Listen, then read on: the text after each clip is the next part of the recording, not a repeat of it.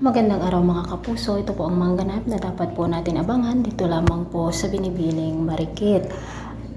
Ang akala nga ng magtita ay nagtagumpay na sila dito sa pagkawala ni Mayumi at sinabi nila na isusunod nga nila itong si Ikit na mawala sa kanilang landas mga kapuso. Samantala, sinabi naman ni Sofia dito kay Soraya na kapag malaman niya na siya nga mismo ang pumatay dito kay Mateo, ay gagawin niya ang lahat at ipakukulong niya ito bilang isang lawyer.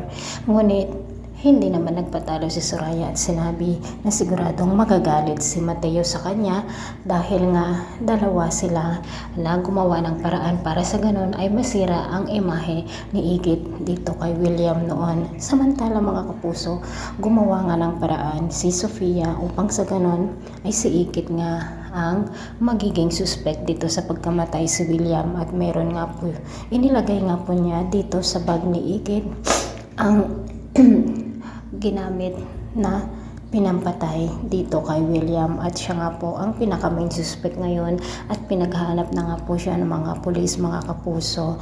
Samantala, tinawagan naman ni Angela si Ikit na sinabi na tutulungan niya ito upang malutas ang kanyang kaso, ngunit hindi alam ni Ikit na patibong pala ito ng magtita na sina Soraya at Angela. So mga kapuso, maniniwala naman kaya si Mateo at Drew na si Ikit ang pumatay dito sa kanilang ama? Mahahanap pa kaya nila itong si Mayumi? Ito po ang mga dapat natin abangan dito lamang po sa Binibining Marikit. Maraming salamat po. Bye-bye.